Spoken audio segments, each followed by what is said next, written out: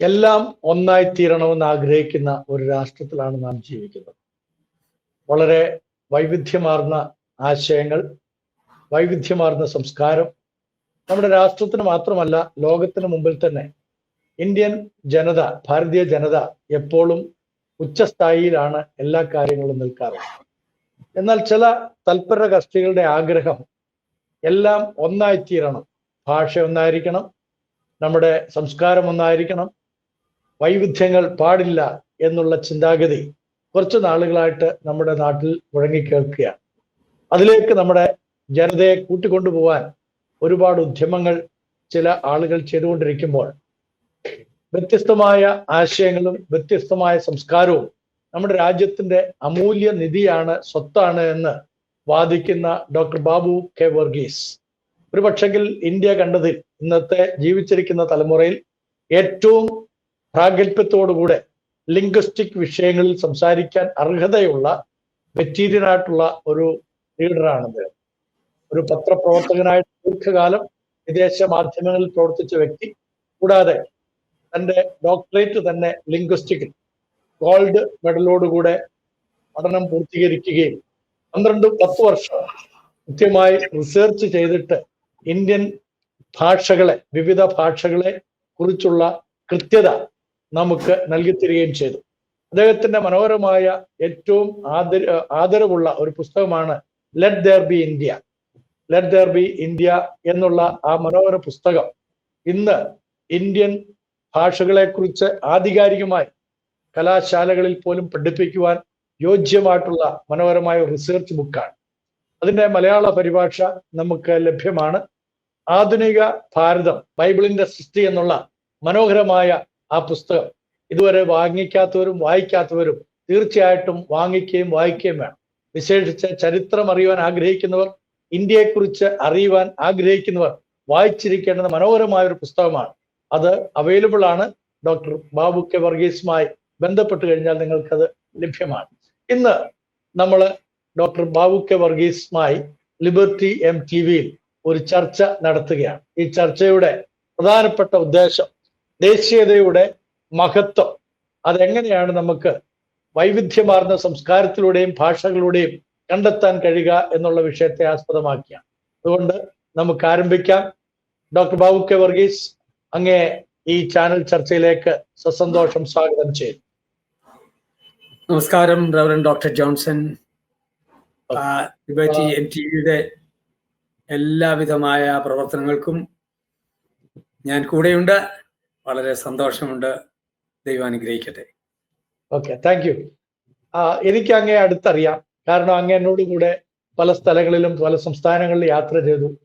പല രാഷ്ട്രീയ നേതാക്കന്മാരുമായി, പല സംസ്ഥാനങ്ങളുടെ മുഖ്യമന്ത്രിമാരുമായി, പല രാഷ്ട്രീയ നേതാക്കന്മാരുമായി വളരെ കൃത്യതയോടുകൂടെ കാര്യങ്ങൾ സംസാരിക്കാൻ കഴിവുള്ള അങ്ങ് എൻ്റെ കൂടെ, അല്ലെങ്കിൽ അങ്ങയുടെ കൂടെ, അതായിരിക്കും കുറച്ചുകൂടെ നല്ലത്, അങ്ങയുടെ കൂടെ എനിക്ക് യാത്ര ചെയ്യുവാനും താമസിക്കുവാനും സാധിച്ചതിലുള്ള ചാരിതാർത്ഥ്യം അറിയിച്ചുകൊണ്ട് നമുക്ക് ആരംഭിക്കാം.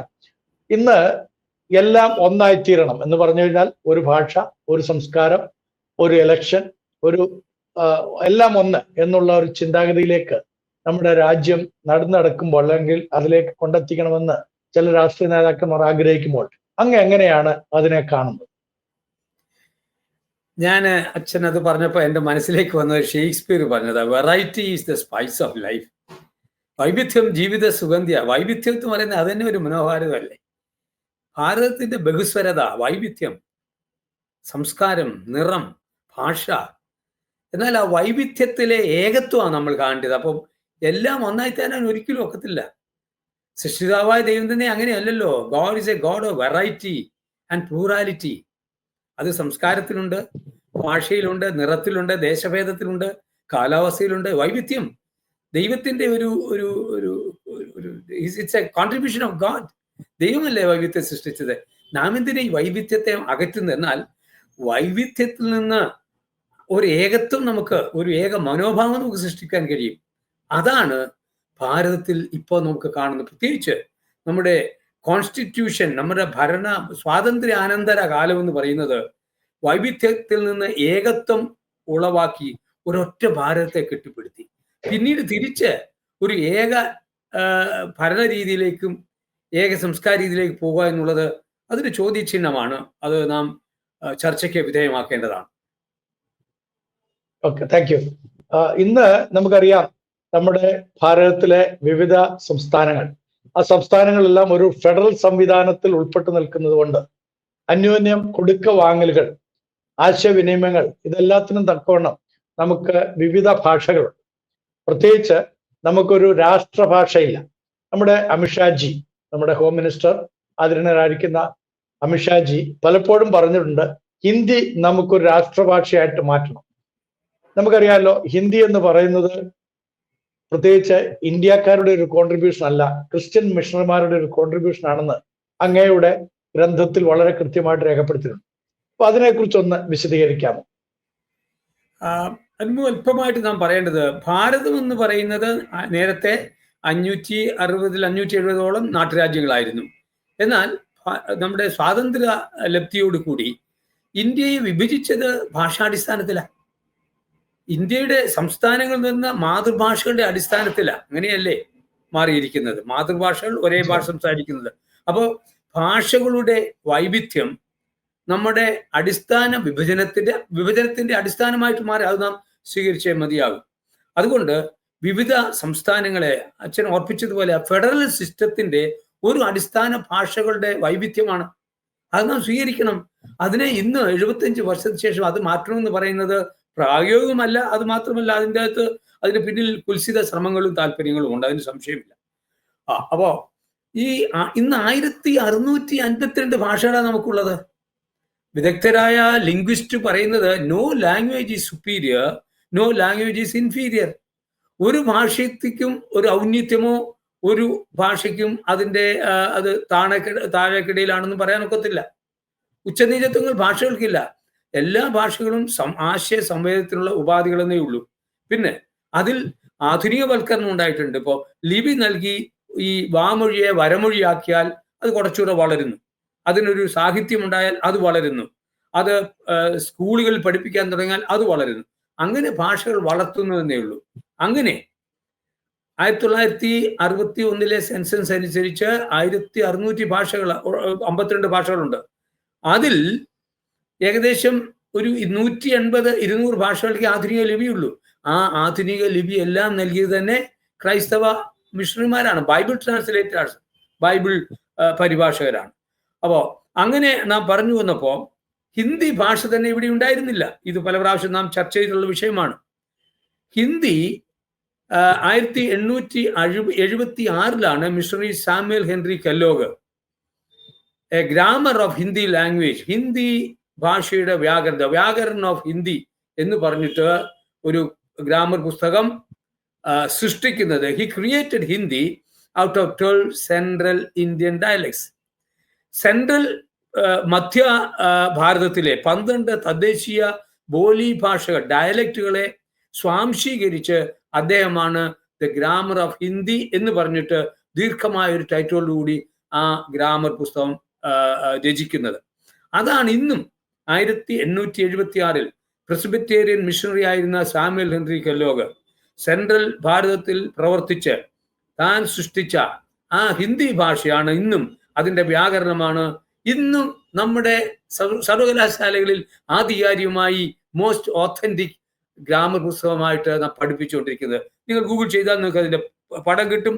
അത് ഇന്നിപ്പോൾ റീപബ്ലിഷ് ചെയ്തിട്ടുണ്ട്. വളരെ എക്സ്പെൻസീവ് ആണ്, അത് നിങ്ങൾക്ക് ലഭിക്കുവാൻ കഴിയും. അപ്പോൾ ഹിന്ദി ഭാഷ ഇവിടെ ഉണ്ടായിരുന്നില്ല. He created Hindi. അതുമാത്രമല്ല, നാഗരി സഭ എന്ന് പറഞ്ഞിട്ട് മിഷണറി ഗ്രീവ്സ് ആണ് ബനാറസിൽ ഈ ഹിന്ദിയുടെയും ഈ ഭാഷകളുടെയും ഉന്നമനത്തിന് വേണ്ടി അധ്വാനിച്ചത്. അപ്പോൾ ഹിന്ദി ഭാഷ സൃഷ്ടിക്കുക മാത്രമല്ല, അതിനെ ഒരു ഒരു ഒരു ഒരു ദേശീയമായ രീതിയിൽ ഒന്ന് വളർത്തിയെടുക്കാൻ അധ്വാനിച്ചത് മറ്റ് മിഷണറിമാരാണ്. അതിന് സംശയമില്ല. അതേപോലെ തന്നെ ഇപ്പം ഡോക്ടർ ബാബു വർഗീസ് അങ്കിൾ പറഞ്ഞല്ലോ, 1652 ഭാഷകളാണ് നമ്മുടെ രാജ്യത്തിലുള്ളത്. ഈ പല സംസ്ഥാനങ്ങളിൽ പല ഭാഷകൾ സംസാരിക്കുന്നു. ഡോക്ടർ ബാബു വർഗീസ് അങ്ങ് പറഞ്ഞു 1652 ഭാഷകളാണ് നമ്മുടെ രാജ്യത്തുള്ളത്. ഈ 1652 ഭാഷകൾ വ്യത്യസ്തമായ സംസ്ഥാനങ്ങളിൽ വ്യത്യസ്ത രൂപത്തിൽ ഇപ്പോഴും നിലനിൽക്കുന്നു. പലതിലും ലിപികളില്ല. അതാത് വെർണാക്കുലർ ലാംഗ്വേജിന്റെ ലിപികൾ ഉപയോഗിച്ച് ഇതുവരെ പരിഭാഷപ്പെടുത്താത്ത നിരവധി ഭാഷകളുണ്ട്. ഉദാഹരണത്തിന് നമ്മുടെ കേരളത്തിൽ തന്നെ കുംഭാര ഭാഷയ്ക്ക് ലിപി അവർ സംസാരിക്കുന്ന ഏകദേശം 1 ലക്ഷത്തിന് മേലെ ആളുകൾ കേരളത്തിൽ തന്നെ ഉണ്ട്. 2 കോടി ജനങ്ങളാണ് കുംഭാരന്മാര് ഈ ഭാഷ ഇന്ത്യയിൽ സംസാരിക്കുന്നത്. 2 കോടി ജനങ്ങൾ. ഇപ്പൊ നമ്മള് ബൈബിൾ പരിഭാഷപ്പെടുത്താനായിട്ട് ഇത് ഉപയോഗിക്കുന്നുണ്ട്. ഇവിടെ കേരളത്തിൽ നമ്മളത് ഏറ്റെടുത്ത് തുടങ്ങിയിട്ടുണ്ട്. എന്നാൽ മറ്റ് പല സ്ഥലങ്ങളിലും നമുക്കറിയാവുന്ന നമ്മുടെ സ്നേഹിതന്മാരായ പല ആളുകളും 10-30 വർഷം അവരുടെ ജീവിതം മുഴുവനും ഈ ബൈബിൾ പരിഭാഷയ്ക്ക് വേണ്ടിയിട്ട് ലിപികൾ ഉണ്ടാക്കി അവർക്ക് അതാത് സമുദായത്തിന് അതാത് സംസാരിക്കുന്ന അതാത് വ്യക്തികൾക്ക് അത് അവരുടെ കൈകളിൽ എത്താൻ വേണ്ടി അഹോരാത്രം അധ്വാനിക്കുന്നു. അതൊന്നും തന്നെ ഈ സർക്കാരുകൾ ഇതുവരെ അംഗീകരിക്കുന്നില്ല എന്നുള്ള ഖേദകരമായ ഒരു കാര്യമുണ്ട്. നമുക്കൊരു ഭാഷ ഉണ്ടാക്കി തരാൻ തക്കവണ്ണം സർക്കാരുകൾക്ക് സാധിക്കുമില്ല. ആരെങ്കിലും അത് ചെയ്യുകയാണെങ്കിൽ അവരെ പ്രോത്സാഹിപ്പിക്കുകയും പ്രൊമോട്ട് ചെയ്യുകയും ചെയ്യുന്നതിന് പകരം അതിനെയൊക്കെ അടിച്ചമർത്തുന്ന തരത്തിലും അവരെയൊക്കെ നിഷ്കാഷണം ചെയ്യാൻ തക്കവണ്ണം ഒരുപാട് ഉദ്യമങ്ങൾ നടക്കുന്നുണ്ട്. അതിന്റെ ഒരു നല്ല ചിത്രമാണ് ഇന്ന് നമ്മുടെ ഈ മോഹൻ ഭഗവത് ജി നടത്തിയിട്ടുള്ള ഒരു പ്രസ്താവന 16 അതായത് 16-ാം തീയതി അദ്ദേഹം പറഞ്ഞു, ഗർഭാപ്പസി നടത്തിയിട്ടില്ലായിരുന്നെങ്കിൽ ഇവിടെ ദേശീയ കലാപം ഉണ്ടാകുമായിരുന്നു എന്നൊക്കെ പറഞ്ഞ് ഒരു പ്രസ്താവന വന്ന് അങ്ങ് ഡോക്ടറുടെ ശ്രദ്ധയിൽ അത് പതിഞ്ഞോ എന്ന് എനിക്ക് അറിഞ്ഞുകൂടാ. അതിനെതിരെ CBSI വളരെ ഒരു നല്ല പ്രസ്താവന ഇറക്കിയിട്ടുണ്ട്. അപ്പം ഇത്തരത്തിൽ ക്രിസ്തീയ മിഷണറിമാര് അഹോരാത്രം അധ്വാനിച്ച് അവരുടെ ജീവിതം പോലും ഭാഷകൾക്ക് വേണ്ടി സമ്മാനിച്ച് ജനങ്ങളെ വളർത്തിയെടുക്കാനായിട്ട് ശ്രമിക്കുന്നു. അതേപോലെ തന്നെ ഇപ്പോൾ അങ്ങ് പറഞ്ഞായിട്ടുള്ള ശാമുവൽ ഹെൻറി കെല്ലേങ് എന്ന് പറയുന്ന വ്യക്തി, ഡോക്ടർ ഗ്രീസ്, ഇങ്ങനെയൊക്കെയുള്ള ആളുകൾ അവരുടെ ജീവിതം തന്നെ വളരെയധികം ഇതിനു വേണ്ടി ഹോമിച്ചു. അവരെ എന്തുകൊണ്ട് നമ്മുടെ രാഷ്ട്രം ഭാഷയുടെ പിതാക്കന്മാരായിട്ട് അംഗീകരിക്കുന്നില്ല? അതിനെക്കുറിച്ച് എന്തെങ്കിലും നമുക്ക് പറയാനായിട്ടുണ്ടോ? അതൊരു നിർഭാഗ്യം ആണ്. അതിന് രാഷ്ട്രീയ താല്പര്യങ്ങളാണ്, വെസ്റ്റഡ് ഇൻട്രസ്റ്റ്, സ്ഥാപിത താല്പര്യങ്ങൾ അതിന് കാരണം. നന്മ ചെയ്യുന്നവരെ സാധാരണ ആദ്യം നമ്മൾ സ്വീകരിക്കാറില്ല, ഗാന്ധിജി ഉൾപ്പെടെ. അങ്ങനെ ഒരു ദുസ്ഥിതി നമ്മുടെ ഇടയിലുണ്ട്. ഉദാഹരണത്തിന് നമുക്ക് മലയാളത്തിലേക്ക് വരാം. MGS നാരായണൻ എന്ന് പറയുന്ന സാഹിത്യ വിമർശകൻ പറഞ്ഞു, മലയാളത്തിന്റെ അച്ഛൻ, മുത്തച്ഛൻ എന്ന് പറയുന്നത് എഴുത്തച്ഛനാണെങ്കിൽ മലയാളത്തിന്റെ വളർത്തച്ഛൻ ഹെർമൻ കുണ്ടത്താണെന്ന് പറഞ്ഞു.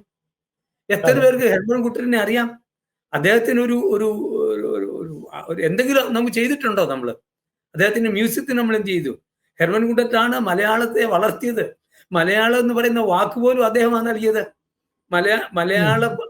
കേരള ഭാഷ മലയാഴ്മയായിരുന്നു. മലയാളം എന്ന് മലയാളത്തിന് പേരിട്ടതുപോലെ ഹെർമൻ കുണ്ടത്താണ്. അദ്ദേഹത്തെ നമ്മൾ എങ്ങനെ ആദരിക്കുന്നു? ബെഞ്ചമിൻ ബെയ്ലി ആദരിക്കുന്നു. അതുപോലെ ഏകദേശം 200 ഭാഷകൾ, നമ്മുടെ ഭാരതീയ ഭാഷകളെ അധുനവൽക്കരണം ചെയ്തത് ബൈബിൾ ട്രാൻസ്ലേറ്റേഴ്സാ, ബൈബിൾ വിവർത്തകരാ. ആരാദരിക്കുന്നു? എന്നാൽ ഭാഗ്യവശാൽ ഈ കാടുകളിൽ അവരോട് കൂടെ ഒന്നിച്ച് ജീവിച്ച് അവരുടെ ഭാഷയെ വികസിപ്പിച്ചവർ, ഭാഷയുടെ പരിണാമവും വികാസവും അതിനുള്ളിൽ അധ്വാനിച്ചവർ, അവരുടെ അധ്വാനം കൊണ്ട് തദ്ദേശീയരായ ആദിവാസികളായ പ്രിയപ്പെട്ടവർക്ക് ധാരാളം ഗുണമുണ്ടായിട്ടുണ്ട്.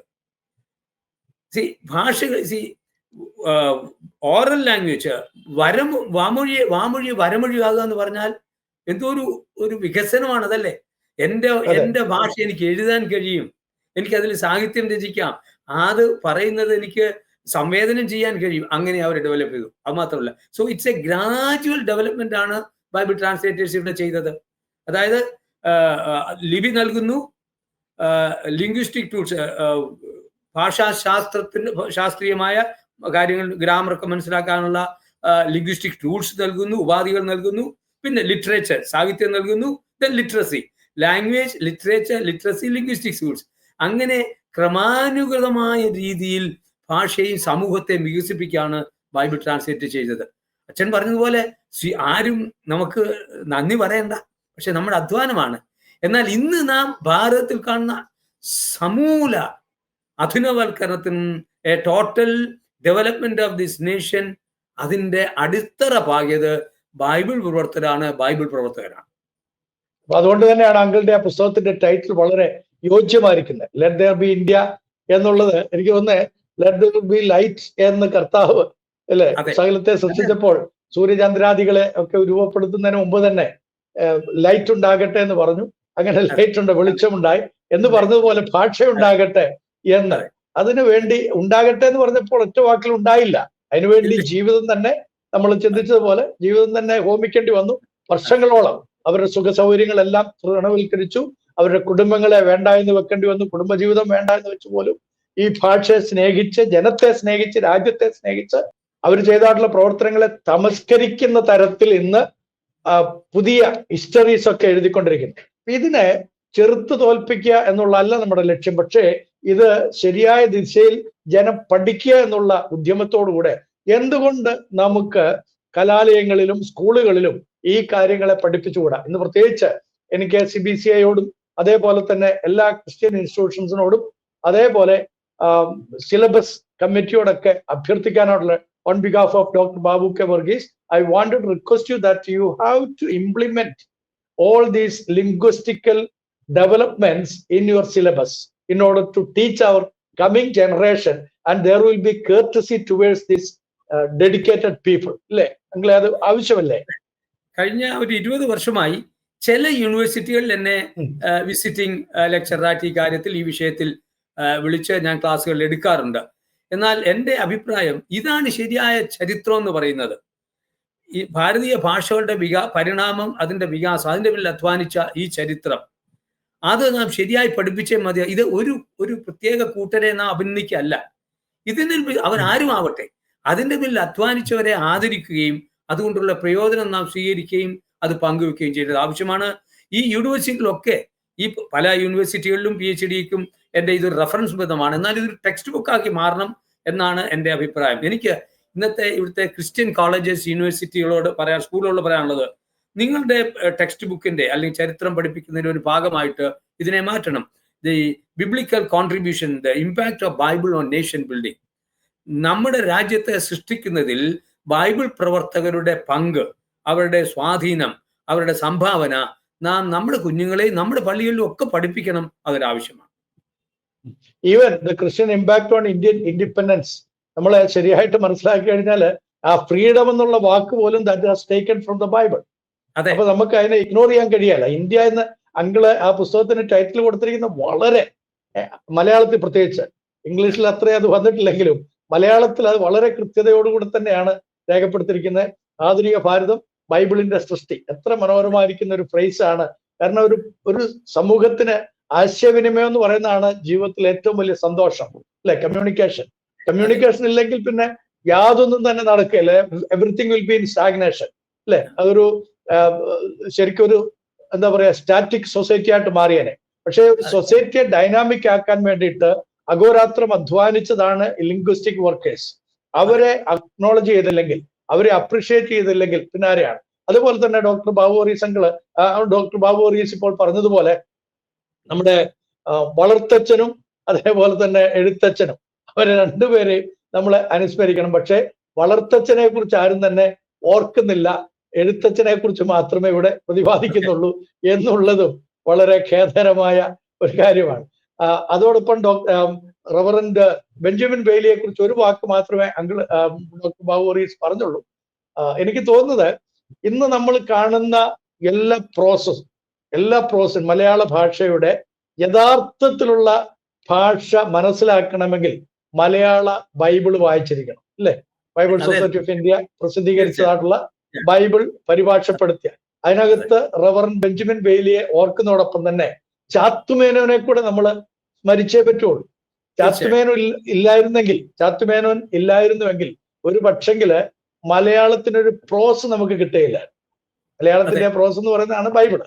ഈ ബൈബിള് പരിഭാഷപ്പെടുത്താനായിട്ട് വേറെ പലരും ഉണ്ടായിരുന്നെങ്കിലും ഈ പറഞ്ഞ ചാത്തുമേനോൻ, അദ്ദേഹം പിന്നീട് മാമോദിസയൊക്കെ സ്വീകരിച്ച് അദ്ദേഹത്തിന്റെ പേരൊക്കെ എനിക്ക് തോന്നുന്നത് ജോസഫൻ, അല്ലെ? ഫെൻ എന്നുള്ള ആ ഫാമിലി തന്നെ അതിൽ നിന്നാണ് വന്നത്. അപ്പൊ അദ്ദേഹം ആ പേരൊക്കെ നാമകരണമൊക്കെ സ്വീകരിച്ചു. പക്ഷെ അദ്ദേഹം ആരംഭിച്ചത് ശരിക്കും ഒരു മേനോനായിട്ടാണ്, അല്ലെ? അദ്ദേഹത്തിന്റെ ചരിത്രം നമ്മൾ ഏതാണ് പഠിപ്പിക്കുന്നത്. അദ്ദേഹം അനേക ദേവീദേവന്മാരെ ആരാധിക്കുന്ന ഒരു വ്യക്തിയായിരുന്നു. ബൈബിള് അതിന്റെ ചുവട്ടിലിരുന്ന്, ദേവീദേവന്മാരുടെ ചുവട്ടിലിരുന്ന് ചമ്രപ്പൂണിട്ട് പൂണൂലണിഞ്ഞ് കുളിച്ച് കുറി തൊട്ട് വളരെ ഭവ്യതയോടുകൂടിയാണ് ബൈബിൾ പരിഭാഷ ആരംഭിച്ചതും. അതിനകത്ത് എനിക്ക് തോന്നുന്ന കൊലോസ്യ ലേഖനം 2-ാം അധ്യായത്തിന്റെ 9-ാം വാക്യം അദ്ദേഹം വായിച്ചപ്പോഴാണ് ദൈവം ആരാണെന്നുള്ള കൃത്യമായ ഒരു അറിവ് അദ്ദേഹത്തിന് ലഭിച്ചത്. അങ്ങനെയാണ് അദ്ദേഹം വിശ്വാസ ജ്ഞാനസ്നാനം എടുക്കാനായിട്ട് ഇടയായിത്തീരുകയും അങ്ങനെ അദ്ദേഹം ഒരു ദൈവ പൈതലായി എന്നുള്ള ഉറപ്പോടുകൂടിയാണ് പേരൊക്കെ മാറി വന്നത്. പേരിലൊന്നും അർത്ഥമില്ലെങ്കിൽ മാറ്റത്തിലൊന്നും നമുക്ക് വിശ്വാസമില്ലെങ്കിലും അദ്ദേഹത്തിന്റെ കോൺട്രിബ്യൂഷൻ ടുവേഴ്സ് ദിസ് എന്താ പറയാ മലയാള ഭാഷ, അന്ന് എനിക്ക് തോന്നുന്നത് ഡോക്ടർ ബാബു വർഗീസ് കുറച്ചും കൂടി മലയാളത്തെ കുറിച്ച് ഒന്ന് എംഫസൈസ് ചെയ്ത് പറയുന്നതല്ലായിരിക്കും. നമുക്ക് കോലെഴുത്തും വട്ടെഴുത്തും ഒക്കെ ആയിരുന്നല്ലോ. അപ്പൊ അതിനെക്കുറിച്ച് അങ്ങയുടെ അറിവൊന്ന് പങ്കുവെക്കാം. നമുക്ക് വിവിധ രീതിയിലുള്ള കോലെഴുത്ത്, വട്ടെഴുത്ത് എന്നൊക്കെ ഉള്ളതുണ്ടായിരുന്നു. വാസ്തവത്തിൽ നമ്മുടെ ഭാഷയ്ക്ക് നമ്മുടെ ഫോണ്ട്, വിവിധ രീതിയിലുള്ള ഫോണ്ടുകൾ ക്രമീകരിച്ചത് ബെഞ്ചമിൻ ബെയ്ലിയാണ്. ബെഞ്ചമിൻ ബെയ്ലിയുടെ ഇന്നത്തെ ഉരുട്ട രീതിയിൽ ഉരുള, ബെഞ്ചമിൻ ബെയ്ലിയുടെ ഉരുളയാണ് ഇന്നും അച്ചടി ചെയ്യുന്നവർക്ക് ഇഷ്ടമെന്ന് നമ്മൾ സാധാരണ പറയാറുള്ള ഒരു കാര്യമാണ്. വാസ്തവത്തിൽ താൻ സ്വന്തമായിട്ട് ഒരു പ്രസ് സ്ഥാപിച്ച് തൻ്റെ കൈകൊണ്ട് തന്നെ പണിത് അതിന്റെ ഒരു ചെറിയൊരു റെപ്ലിക്ക നോക്കി ഇപ്പൊ കോട്ടയത്തുണ്ട്, ബെഞ്ചമിൻ ബെയ്ലി മ്യൂസിയത്തിലുണ്ട്. 1840, 1850 നോർത്തോണം അവിടെ വന്ന് അധ്വാനിച്ച് താൻ ചെയ്തതാണ്. 1816 എനിക്ക് തോന്നുന്നത്. ഞാൻ അതൊന്ന് ഒന്നുകൂടെ ഒന്ന് വിവരിക്കുന്നത് നന്നായിരിക്കും എനിക്ക് തോന്നുന്നു. കാരണം ഈ നമ്മുടെ രാഷ്ട്രത്തിന് തന്നെ ഒരു ഈ നീതിബോധം കൊണ്ടുവരാൻ ഇടയായി തീർന്നത് കേണൽ ജോൺ മൺട്രോ എന്ന് പറയുന്ന ഒരു റെസിഡന്റ് നമ്മുടെ നാട്ടിൽ വന്നുകൊണ്ടാണ്. അന്ന് നമ്മുടെ ഡോക്ടർ ബാബു വർഗീസ് അങ്കിൾ പറഞ്ഞതുപോലെ നമുക്ക് 568 നാട്ടുരാജ്യങ്ങളായിരുന്നല്ലോ. അതിനകത്ത് തെക്കൻ തിരുവിതാംകൂറിലും അതുപോലെ കൊച്ചി പ്രദേശങ്ങളും തിരുവിതാംകൂർ പ്രദേശങ്ങളിലും ഒക്കെ ഉണ്ടായിരുന്ന ആളുകളെ അടിമക്കച്ചവടമൊക്കെ നടക്കുന്ന കാലഘട്ടത്തിലാണ് 1810 കേണൽ ജോൺ മൺട്രോ ഇവിടെ വരുന്നത്.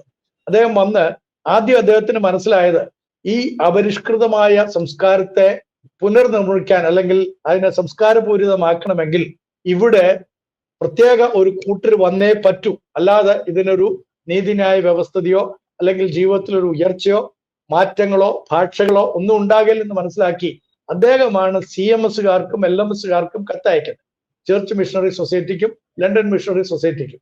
അങ്ങനെയാണ് റവറൻ ബെഞ്ചമിൻ ബെയ്ലി വരാൻ ഇടയായത്. അദ്ദേഹം വന്ന ഒരു സ്കൂളിന്റെ അധ്യാപകനായിട്ട് പ്രിൻസിപ്പാളായിട്ടൊക്കെയാണ് വന്നതെങ്കിലും അദ്ദേഹത്തിന്റെ ജീവിതം തന്നെ ഈ പറഞ്ഞതുപോലെ ഭാഷയ്ക്ക് വേണ്ടി മാറ്റിവെക്കാൻ ഇടയായിത്തീർന്നു. ഓക്കെ, അപ്പൊ അതിന്റെ ഫലമായിട്ടാണ് 1818 അടിമപ്പള്ളിക്കൂടം ആരംഭിക്കുന്നു. അപ്പോൾ ഭാഷ രൂപീകരിക്കപ്പെടേണ്ടി വന്നു. 1816 ചാത്തുമേനോനുമായിട്ട് ബന്ധപ്പെടുന്നു. അദ്ദേഹത്തെ ബൈബിൾ പരിഭാഷയ്ക്ക് വേണ്ടി വിളിച്ച് തന്നോടൊപ്പം ശമ്പളം കൊടുത്ത്, ഇരട്ടി ശമ്പളം. ഈ ചാത്തുമേനോൻ എന്ന് ഡോക്ടർ ബാബു വർഗീസ് അങ്കിള് പലപ്പോഴും പറയാറുള്ളത് പോലെ അദ്ദേഹം ഒരു തഹസിൽദാരായിരുന്നല്ലോ. ഈ തഹസിൽദാർ എന്നുള്ള പേര് പോലും ഇട്ടിരിക്കുന്നത് ശരിക്കും ഈ ജോൺ മൺട്രോ ആണ് അല്ലെ. അന്നത്തെ ഈ തഹസിൽദാര്, വില്ലേജ് ഓഫീസർ എന്നുള്ള പേരുകളൊന്നുമില്ല. അതൊക്കെ രൂപീകരിച്ചത് ഈ ജോൺ മൺട്രോ എന്ന് പറയുന്ന വ്യക്തിയാണ്. അപ്പം എല്ലാം കൊണ്ടും ഇപ്പം ഡോക്ടർ ബാബു വർഗീസ് അങ്കിളിന്റെ പുസ്തകത്തിൽ പറഞ്ഞിരിക്കുന്ന പോലെ let there be India, India രൂപീകരിക്കാൻ ഭാഷ മാത്രമല്ല നമുക്ക് ഭരണഘടന, അതോടൊപ്പം തന്നെ നമുക്ക് ഈ ജോലി, ഉദ്യോഗം, ഔദ്യോഗിക രംഗങ്ങളുടെ ഔദ്യോഗിക കൃത്യനിർവഹണത്തിനുള്ള ആളുകളുടെ പേരുകൾ, ഇതെല്ലാം തന്നെ രൂപീകരിച്ചത് ക്രിസ്ത്യൻ മിഷണറിമാരാണ്. അപ്പം അവരോട് നമുക്ക് വളരെയധികം കടപ്പാടുണ്ടാകുന്ന. അപ്പം അങ്കിള് പറഞ്ഞു വന്ന് തുടർന്നാണ് ഞാൻ. അപ്പോ കേണൽ മൺട്രോയുടെ കാര്യം പറഞ്ഞപ്പോ ഡോക്ടർ ക്ലോഡീസ് ബുക്കാനെ മറക്കാനൊക്കത്തില്ല മലയാളികൾക്ക്. ബ്രിട്ടീഷ് രാജ്ഞി doctor Claudius Buchanan was the vice chancellor of Fort William college. 1880 ആരംഭിച്ച IAS പഠിപ്പിക്കാനുള്ള ഫോർട്ട് വില്യം കോളേജിന്റെ വൈസ് ചാൻസലർ. അപ്പോൾ ബ്രിട്ടീഷ് രാജ്ഞി പറഞ്ഞു കേരളത്തിലെ നസ്രാണികളുണ്ട്, ക്രിസ്ത്യാനികളുണ്ട്, അവർ ചരിത്രം ഒന്ന് അറിയണമെന്ന് പറഞ്ഞിട്ട് 1806 ഡോക്ടർ ക്ലോഡീസ് ബുക്കാനൻ കേരളത്തിലേക്ക് വരുന്നു. കേണൽ മൺട്രോവിനെ പരിചയപ്പെടുന്നു. കായംകുളം ആദ്യമായ അനേക സ്ഥലങ്ങളിൽ യാത്ര ചെയ്തിട്ട്, അപ്പൊ കായംകുളത്ത് ചെന്നപ്പോ ഫിലിപ്പോസ് റമ്പാനൊക്കെ ഉണ്ട്. അവർ പറഞ്ഞു ഞങ്ങളുടെക്ക് ബൈബിളില്ല, ഞങ്ങൾക്ക് ആകെ ഉള്ളത് ഒരു സുറിയാനി ബൈബിൾ ആണെന്ന് പറഞ്ഞു. അത് വളരെ പഴയതാണെന്ന് പറഞ്ഞു. ഞങ്ങൾക്ക് ബൈബിള് മലയാള ഭാഷയിലേക്ക് ട്രാൻസ്ലേറ്റ് ചെയ്യണമെന്ന് പറഞ്ഞു. അപ്പൊ അങ്ങനെ 1806 ട്രാൻസ്ലേഷൻ തുടങ്ങി. 1810 ക്ലോഡീസ് ബുക്കാനൻ പിന്നെയും കേരളത്തിൽ വന്നിട്ട് അതിന്റെ കോപ്പിയുമായിട്ട് തിമ്മാപ്പള്ളി ഉൾപ്പെടെ 6 പേര് ബോംബെയിൽ വന്ന് കൊറിയർ പ്രസിൽ അടിച്ച് 1811 1000 കോപ്പി അടിച്ച കുറച്ച് കോപ്പികൾ കേരളത്തിൽ കൊണ്ടുപോയി. അതാണ് മലയാളത്തിലെ ആദ്യത്തെ ഗദ്യം.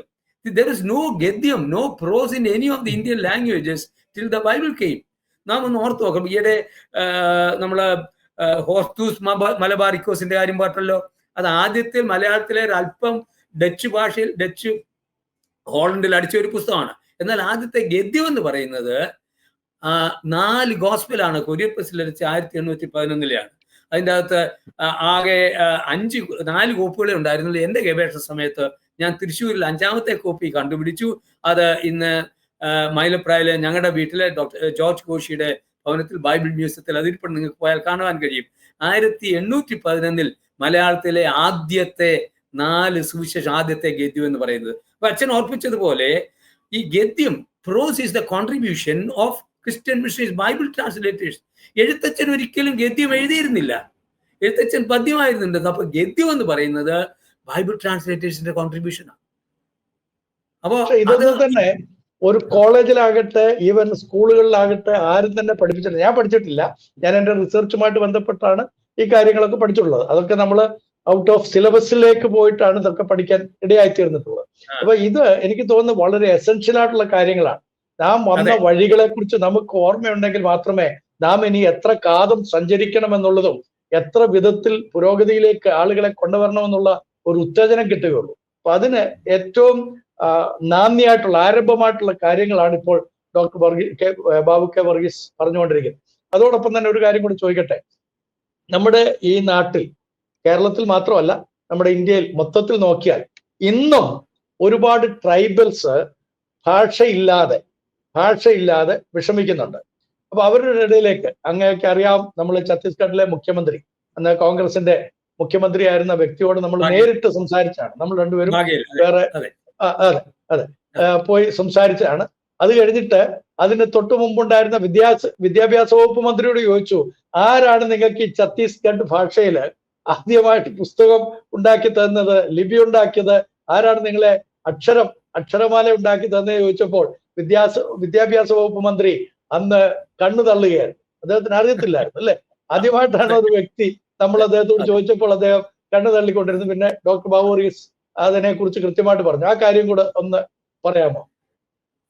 ഈ ഇവിടുത്തെ 4-1 1652 4-1 ഭാഷകളും ട്രൈബലാണ്, ഗോത്ര ഭാഷകളാണ്. അത് മനസ്സിലാക്കണം. അവർ വളരെ ഒരു ശക്തിയാണ്. 28% ഗോത്രവർഗക്കാരാണെന്ന് മനസ്സിലാക്കണം ഇന്ത്യയിലെ. നാം അവരെ അവഗണിച്ച് അവരെ പാർശ്വവൽക്കരണം ചെയ്തിരിക്കുകയാണ്. അവരെ പുനരുദ്ധരിക്കേണ്ട കടമ നമുക്കുണ്ട്.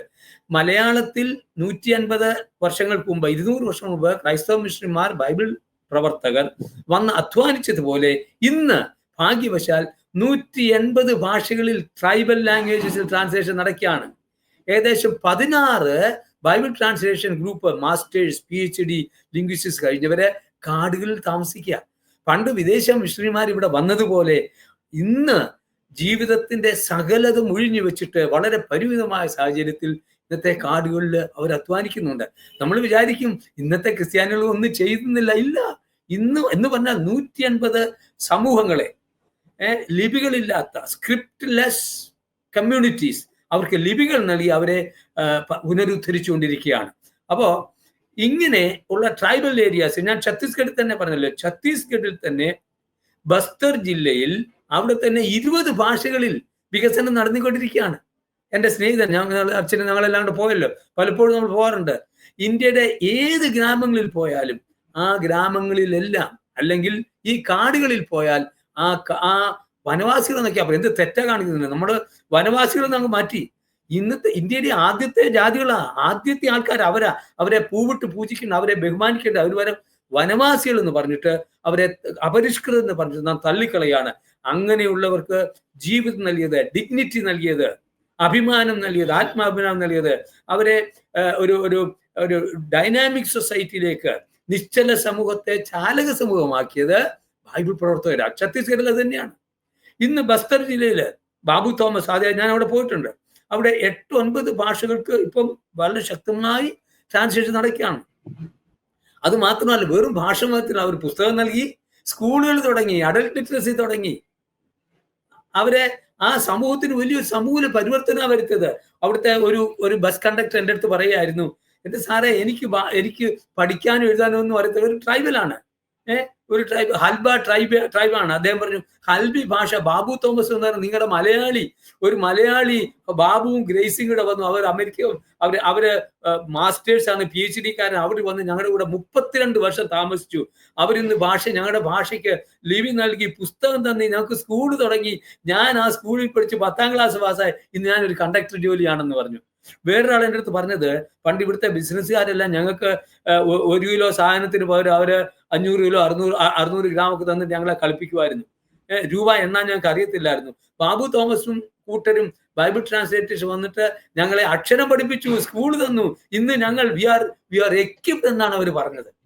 ഇതാനുഭവം, ഭാരതം മൊത്തം അതാണ് അനുഭവം. നമ്മളും അങ്ങനെയല്ലായിരുന്നു. നമ്മുടെ അറിവ് എന്തായിരുന്നു അച്ചോ എനിക്ക് പറയാനുള്ളത്? വളരെ സങ്കടം. നോളജ് ഈസ് പവർ, അല്ലെ? അറിവ് ശക്തിയാണ്. അത് മൊണോപോളിയാക്കി, അത് കുത്തകയാക്കി ഇവിടുത്തെ അപ്പർ കാസ്റ്റ് അറിവിനെ കുത്തകയാക്കി. അവരെന്താണെന്നറിയാമോ ഇപ്പോഴത്തെ അപ്പർ കാസ്റ്റ് പറഞ്ഞുകൊണ്ടിരുന്നത്? Mother tongue should not be developed. മാതൃഭാഷകൾ, മ്ലേച്ഛ ഭാഷ, അബോമിനേഷൻ ആണെന്ന് പറഞ്ഞിരുന്നത്. 3 കൂട്ടരായിരുന്നു ഇവിടെ ഉണ്ടായിരുന്നത് ഭാരതീയ ഭാഷകളെ സംബന്ധിച്ചിടത്തോളം.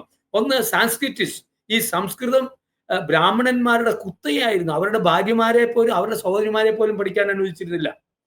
അച്ഛൻ പല പ്രാവശ്യം പറഞ്ഞ് ഞാൻ കേട്ടിട്ടുണ്ട്. എന്തായിരുന്നു? സംസ്കൃതം വായിച്ചാൽ, താഴേക്കിടയുള്ളവൻ വായിച്ചാൽ അവന്റെ നാക്ക് പിഴണം, കേട്ടാൽ അവന്റെ ചെവിയില് ഇത് ഈയമൊഴിക്കണം, അങ്ങനെയായിരുന്നു. അപ്പം എന്ന് പറഞ്ഞാൽ ഇവിടുത്തെ സാൻസ്ക്രിറ്റിസ്റ്റ്, ഒരു കൂട്ടർ സാൻസ്ക്രിറ്റിസ്റ്റ് ആയിരുന്നു. സംസ്കൃതത്തിന്റെ മേൽക്കോയ്മ പറഞ്ഞവര് മാതൃഭാഷകളെ ഡെവലപ്പ് ചെയ്യാൻ സമ്മതിച്ചിരുന്നാൽ മാതൃഭാഷ ഹൃദയഭാഷ. രണ്ടാമത്തേത് ബ്രിട്ടീഷ് അവരായിരുന്നു. അവർ ആംഗ്ലിസിസ്റ്റ് ആയിരുന്നു. അവർ പറഞ്ഞു, ഇവിടുത്തെ ബ്രിട്ടീഷ് ഭരണക്കാർ പറഞ്ഞു, പേർഷ്യ ആൻഡ് അറബിക്.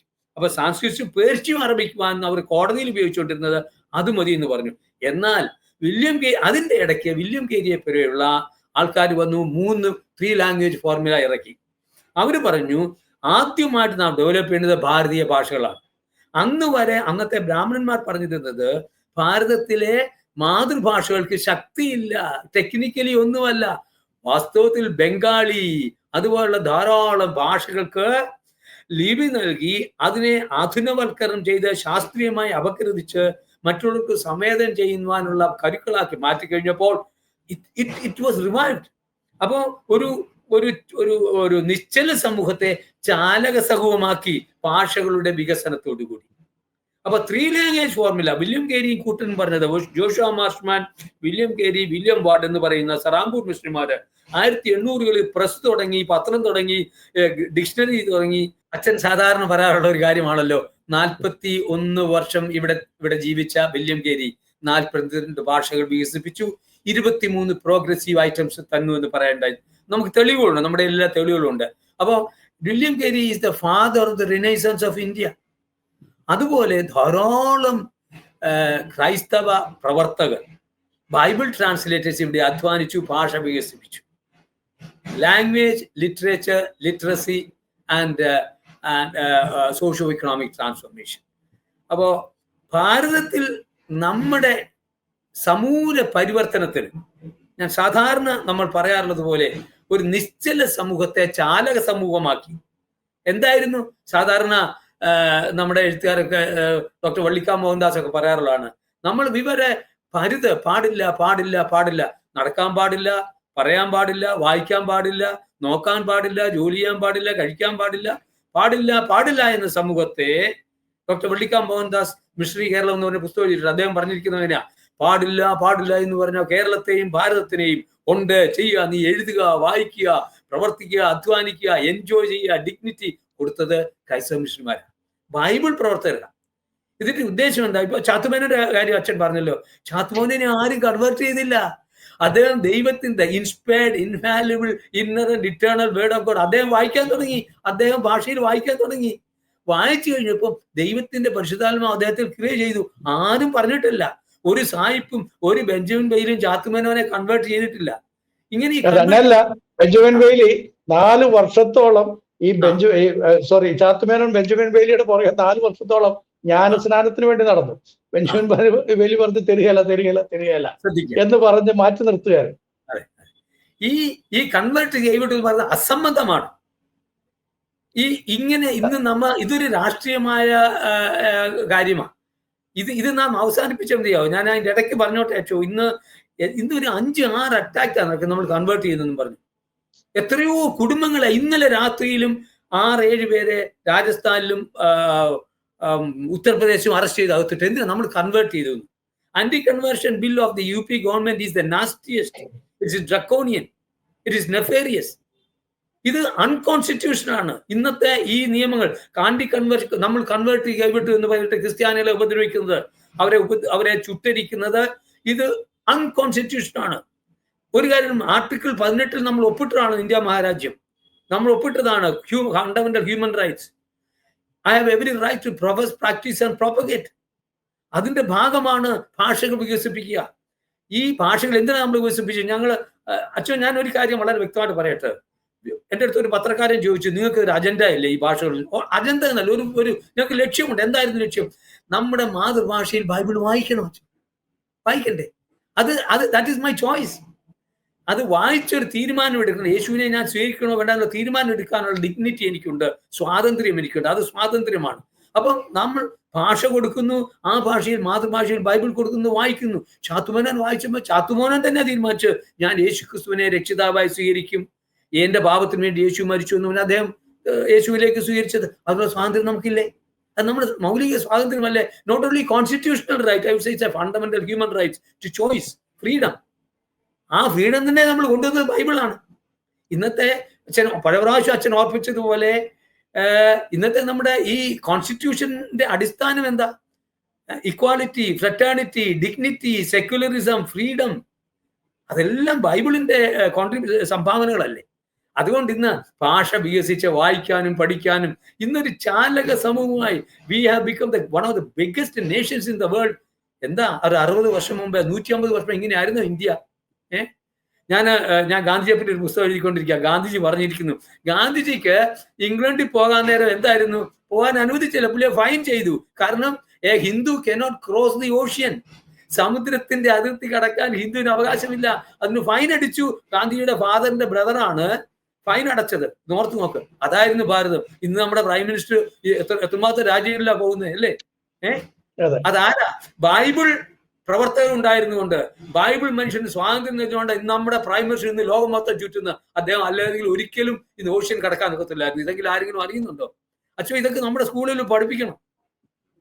തീർച്ചയായിട്ടും അങ്ങനെ 2 കാര്യം കൂടെ നമുക്ക് ചർച്ച ചെയ്യേണ്ടിയിരിക്കുന്നു. എന്നിട്ട് നമുക്ക് ഇപ്രാവശ്യത്തെ ഇത് തുടരണം നമുക്ക്. കാരണം നമ്മുടെ ജനത്തിന് ഇതിനെക്കുറിച്ചുള്ള ഒരു അവബോധമില്ല. നമ്മുടെ രാഷ്ട്രീയ പ്രവർത്തകർക്ക് ഇതിനെക്കുറിച്ചുള്ള ഒരു അവബോധം ഏറ്റവും അനിവാര്യമായിട്ടാണ് തോന്നുന്നത്. ഒന്നാമത്തേത്, നമ്മൾ ഈ പറഞ്ഞതുപോലെ ഭാഷകളിൽ ഉറുദു ഭാഷയും ക്രിസ്ത്യൻ കോൺട്രിബ്യൂഷൻ ആണെന്നുള്ളത് എത്ര പേർക്കറിയാം? അതിനെക്കുറിച്ച് അങ്കിളൊന്ന് പറയാമോ? ഹിന്ദുസ്ഥാനി, അതായത് ഹിന്ദുസ്ഥാനി ഭാഷകളുടെ ഈ ഹിന്ദിയുടെ ഡോക്ടർ ഹെൻറി കെല്ലോ ചെയ്തല്ലോ. അതുപോലെ ഉറുദു ഭാഷത് ഹെൻറി മാർട്ടിൻ ആണ് ചെയ്തത്. നോർത്ത് നോക്ക്, ഹെൻറി മാർട്ടിൻ ഭയങ്കര സ്റ്റോറിയാ. അദ്ദേഹം ബോംബെയിൽ കൽക്കട്ടയിൽ ആദ്യം വന്ന് ഇറങ്ങി. കൽക്കട്ടയിൽ ഇറങ്ങാൻ കൂടി ബോംബെ വന്നു. ബോംബെയിൽ നിന്നും അവിടുന്ന് അദ്ദേഹം യാത്ര ചെയ്ത് വെളിയിലോട്ട് പോയിട്ടുണ്ടായി. ഹെൻറി മാർട്ടിൻ ആണ് ഉറുദു ഭാഷ. He's not as the father. ഞാൻ വിശദമായിട്ട് 15 പേര് അതിനെപ്പറ്റി എഴുതിയിട്ടുണ്ട്, ഉറുദുവിന്റെ റിലേഷൻ. പിന്നീട് നമുക്ക് ഉറുദു തന്നെ സംസാരിക്കാം. നോർത്ത് നോക്ക്, ഉറുദു ഇന്ന് പാകിസ്ഥാനി സംസാരിക്കുന്നു, ബംഗ്ലാദേശിന്റെ ഭാഗത്ത് സംസാരിക്കുന്നു, പ്രത്യേകിച്ച് മുസ്ലിങ്ങളായ പ്രിയപ്പെട്ടവരെ സഹോദരിമാരെ സംസാരിക്കുന്നുണ്ട്. ഉറുദു ഭാഷയാണ് അവരുടെ മാതൃഭാഷയാണ്. Henry Martina. അത് മാത്രമല്ല, ഫോർട്ട് വില്യം കോളേജില് 1800-ൽ ആരംഭിച്ച ഫോർട്ട് വില്യം കോളേജില് ഈ ഉറുദു ഭാഷ അവിടെ ഒരു സബ്ജക്റ്റ് ആയിട്ട് പഠിപ്പിച്ചു. ഞാൻ ഒരു 3 അതിന്റെ ഇടയ്ക്ക് ഒന്ന് പറഞ്ഞോട്ടെ, 3 വലിയ ഇൻസ്റ്റിറ്റ്യൂഷൻസ് ആയിരുന്നു കൽക്കട്ടയിൽ 1800-ല്. 1784-ൽ ഏഷ്യാറ്റിക് സൊസൈറ്റി കൽക്കട്ടയിൽ തുടങ്ങുന്നു. 1800-ൽ ഫോർട്ട് വില്യം കോളേജ് തുടങ്ങുന്നു. 1880-ൽ സെറാംപൂർ മിഷൻ തുടങ്ങുന്നു. ഈ 3 മഹാപ്രസ്ഥാനങ്ങളാണ് ഭാരതത്തിന്റെ നവോത്ഥാനത്തിന് അടിത്തറ പാകിയത്. ഈ 3 പ്രസ്ഥാനങ്ങളിൽ ഭാഷയുടെ വികാസനം, സാംസ്കാരികമായ കാര്യങ്ങളുടെ ഉന്നമനം, ഭാരതത്തെ ഒരു അധുനവൽക്കരണം ചെയ്യുന്നതിനുള്ള അടിത്തറ അവിടെയാണ് പാടിയത്. ഇതിന്റെ എല്ലാം പിന്നിൽ ബൈബിൾ പ്രവർത്തകരായിരുന്നായിരുന്ന ബൈബിൾ മക്കളായിരുന്നു ഉണ്ടായിരുന്നത്, ക്രിസ്തു സേവകരായിരുന്നു ഉണ്ടായിരുന്നത്. Thank you very much. നമുക്ക് സമയത്തിന്റെ വ്യാപ്തി കൊണ്ടാണ് ഇപ്പോൾ നിർത്തുന്നത്. ഇത് തുടരുന്നതായിരിക്കും. ഡോക്ടർ ബാബു കെ വർഗീസ് എന്ന് പറയുന്ന മഹാനായ വ്യക്തി നമുക്ക് തന്നിട്ടുള്ള ഈ സംഭാവനകൾ, ഈ അറിവ്, ഈ വിജ്ഞാനം, ഇത് നമ്മുടെ വരും തലമുറകൾ കൂടെ കാത്തു സൂക്ഷിക്കേണ്ടത് ഏറ്റവും ബൃഹത്തായിട്ടുള്ള ഒരു കാര്യമാണ്. എല്ലാ വിധത്തിലുള്ള നന്ദിയും ഈ സമൂഹത്തിന്റെ, രാജ്യത്തിന്റെ പേരിൽ അങ്ങയോട് അറിയിച്ചുകൊണ്ട് ഇപ്പോൾ നമ്മൾ തൽക്കാലത്തേക്ക് നിർത്തുന്നു. തുടരാൻ thank you very much. Liberty ടിവിക്ക് എല്ലാ അഭിനന്ദനങ്ങളും. ദൈവം ശക്തമായിട്ട് അച്ഛനെയും പ്രിയപ്പെട്ടവരെയും ഉപയോഗിക്കട്ടെ. Thank you.